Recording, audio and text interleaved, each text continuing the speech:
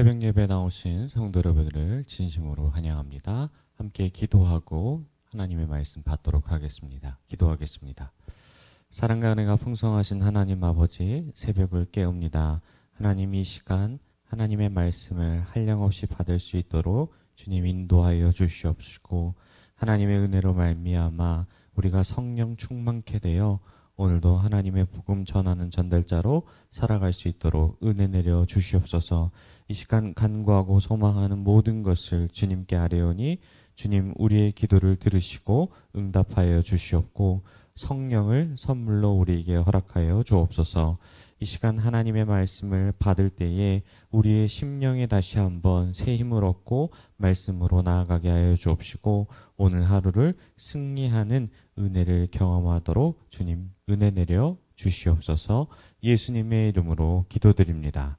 아멘. 오늘 우리에게 주신 말씀은 사도행전 20장 17절부터 27절의 말씀입니다.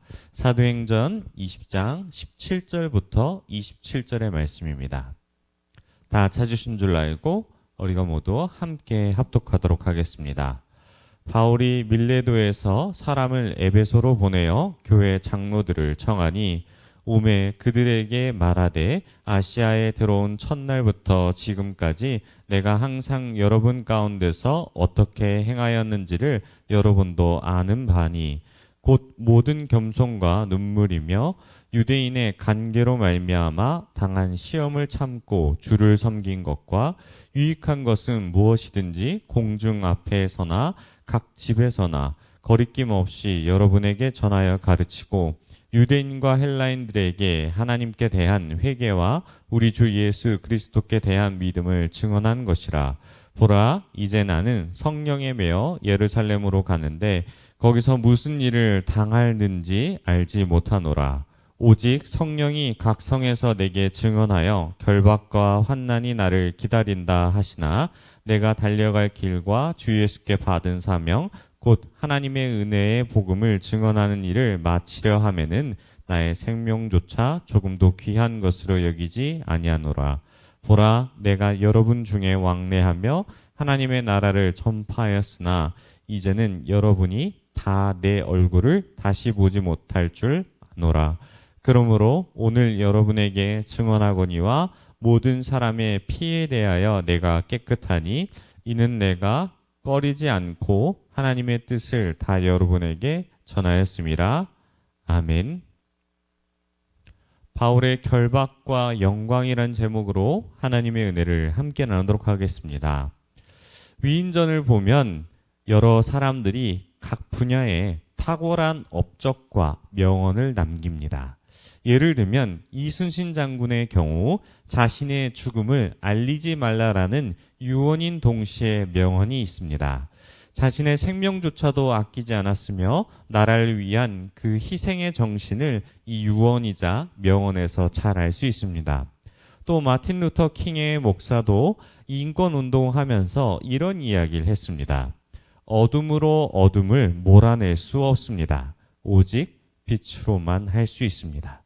증오를 증오로 몰아낼 수 없습니다. 오직 사랑만이 그것을 할 수 있습니다. 하나님이 주신 진정한 가치가 무엇인지를 전달하며 자신의 생을 바친 목사의 말입니다.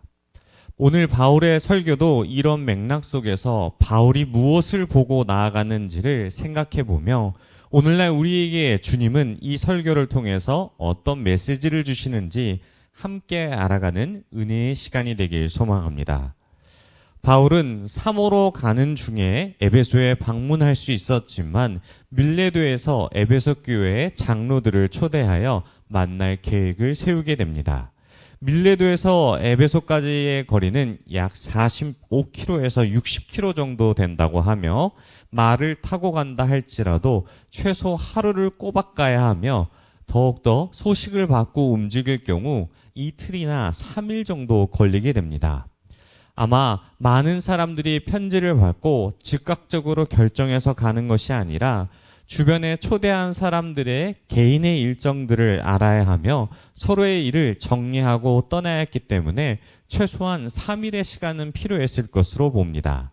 편지를 받고 기쁜 마음으로 온 이 에베소의 장로들에게 바울은 곧바로 고별 설교를 하기 시작합니다. 바울은 에베소의 장로들에게 내가 여러분들에게 어떻게 행하였는지를 여러분도 안다라는 말로 포문을 엽니다.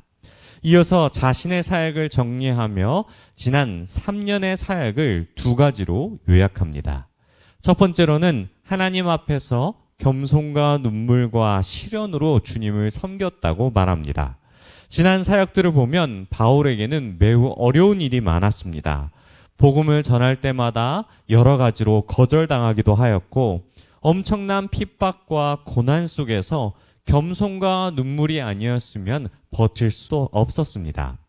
자신의 헌신을 자랑하며 높이는 것이 아니라 하나님이 주신 은혜로 말미암아 겸손과 눈물이 나의 자산이 되어 하나님의 은혜로 여기까지 왔으며 오직 하나님 한 분만을 바라면서 왔다라고 고백한 것입니다. 두 번째로는 바울은 자신이 사역한 3년의 기간을 전심을 다해 가르쳤다라고 말합니다.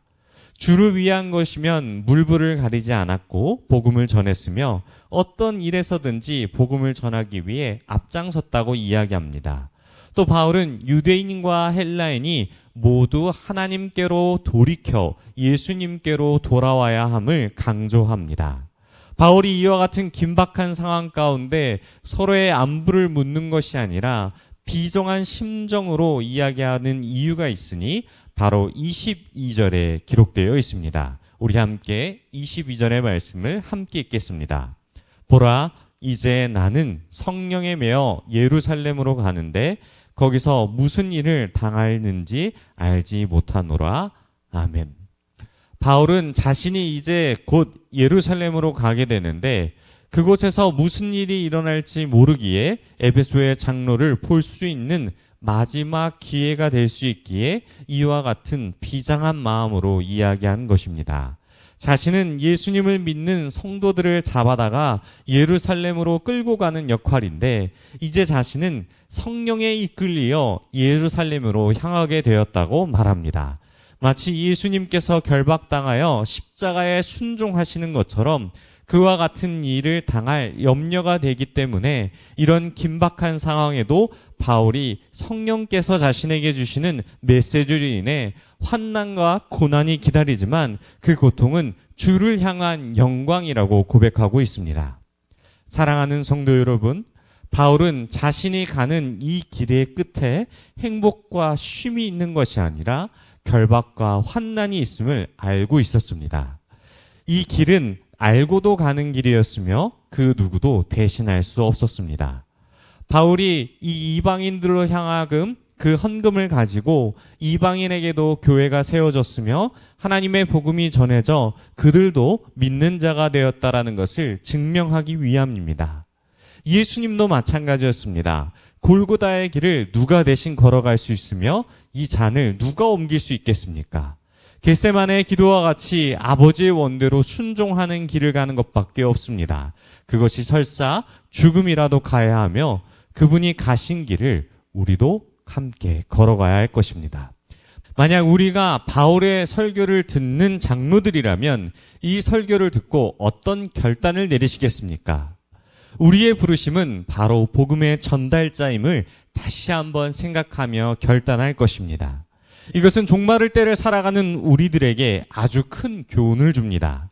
최근 목회데이터 연구소의 통계 자료를 찾아보면 신앙의 목적에 마음의 평안이 48%로 1위, 구원과 영생을 얻기 위함이다가 21%로 2위로 나타났습니다. 우리는 편하려고 부름받은 존재가 아닙니다. 마음의 평안과 위로, 구원과 영생이 은혜로 얻어지는 아주 작은 일부에 불과합니다.